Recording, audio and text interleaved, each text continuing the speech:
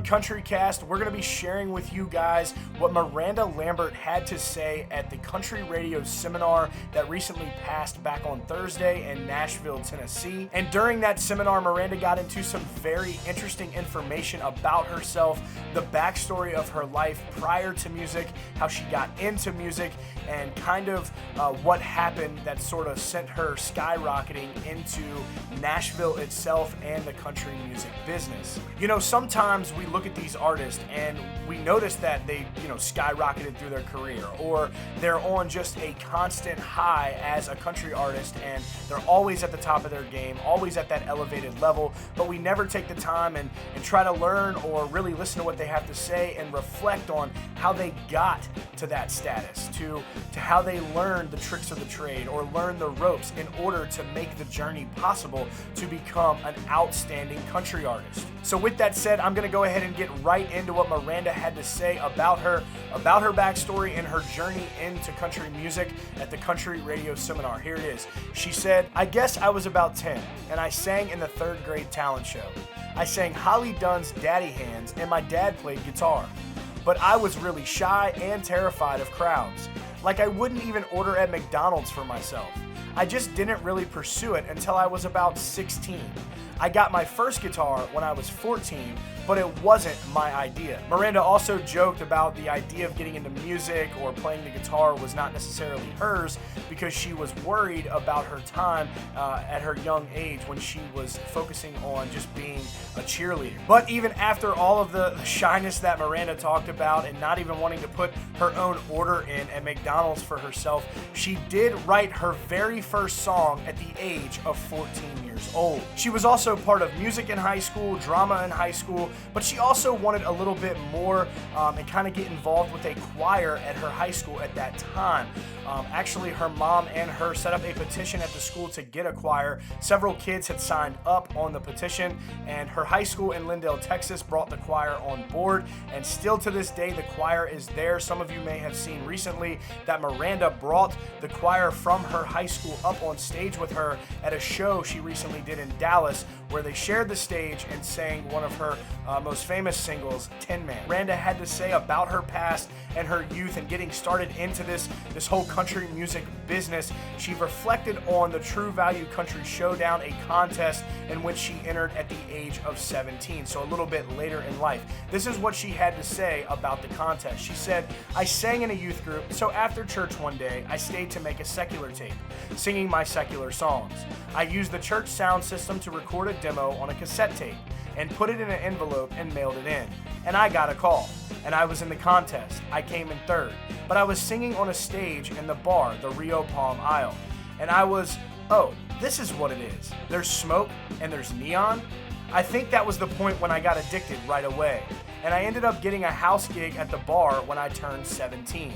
I was like, am I old enough to be in here? I had the gig for 4 months, 3 nights a week, and I made $200. But it's where I started to get my chops, and it was the only thing that ever came naturally." I think we can all agree here with Miranda when she talked about the smoke and neon kind of being a little bit of what lit the fire up underneath her to really show her, okay, so this is what it's all about, because, where she is today, smoke and neon and kerosene have, really been a big part of her drive and her gritty, rough around the edges lifestyle and sort of what she portrays out on records and on stage to her fans. But we all know that Miranda is one to tell you like it is when she says it, so it rings pretty true on her personality and, a reflection of how she got started, because that's what she still portrays today. And after all of this, for 2 years, Miranda actually became an opening act for several other artists throughout the state of Texas in and outside of bars.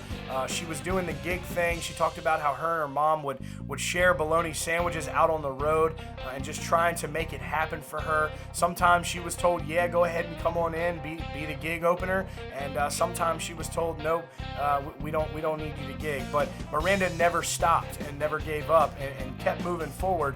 And it just gets better from here and just more interesting on what she had to say about the next step in her life that sort of was another point that really helped her push through and become become an artist that she is today. And that is, if you remember, Nashville Star. Miranda talked about her time on the reality TV singing competition and kind of how she got into it. Unfortunately, the year that she was on the show, she came out number 3. The winner that year on season 1 was Buddy Jewel, but she did come out number 3 that year, and it helped her in the end. But this is what she had to say about Nashville Star. She said, "I went to Dallas and I sucked real bad. I didn't even make the top 25. I sang Still the One by Shania Twain, which I love. I didn't execute because I didn't try. My mom was like, you didn't give anything. I've given you everything. I've driven all over this state, and that's not fair to me. You're doing it again in Houston." Well, when Mama's putting her heart and soul into something, and you're not giving it back, you can best believe Mama's definitely going to take you to where she says you're going to audition, and that happened. Miranda Lambert ended up in Houston, and she sang Patsy Cline's Crazy, and of course was noticed and helped her get noticed by Nashville. But again, unfortunately, she did not come out as number 1 on Nashville Star, but it all helped out in the end, and she became a country music star. And then she ended up in Nashville playing at the bars, which so many other artists do, which is sort of the ending point before you really get noticed, and it helped tremendously because that's where she ended up, and she's there now. And when Mama says something's gonna happen, you can best believe it's gonna happen, and that's what happened here. Miranda ended up in Houston singing Patsy Cline's Crazy during her audition, where she put her heart and soul into that audition, and of course that is when it all came together. She was noticed by Nashville, and then she continued on, and unfortunately did not win that season again, came out number 3, but made her way to Nashville, and she was singing in bars and doing her thing until ultimately she was noticed and started off in 2005 with Kerosene. You know, the Nashville bars are kind of where a lot of the artists get their start, and that's pretty much that you're almost there, or that ending point to when you know you're on the brink of really making it. And Miranda had this to say about her time playing in the bars in Nashville. She said, "All the grit from playing in bars, all the moments where nobody was listening and people were fighting to get to the front of the stage requesting waltzes, that was what set me on this dream. I thought Nashville was going to try to judge my image, which I was terrified of because I was a little rough around the edges." Let's face it, you know, I think the rough around the edges thing is really what draws a lot of folks to Miranda, because she tells it like it is. Her lyrics that she puts into her songs, the emotion, the joy, happiness, what have you, you can really feel that, and you can really feel whatever, you know, Miranda is feeling during that song, or vice versa. You know, she could put a song out that really hits home to a fan that is listening to it. And you know, I like the rough around the edges attitude by Miranda.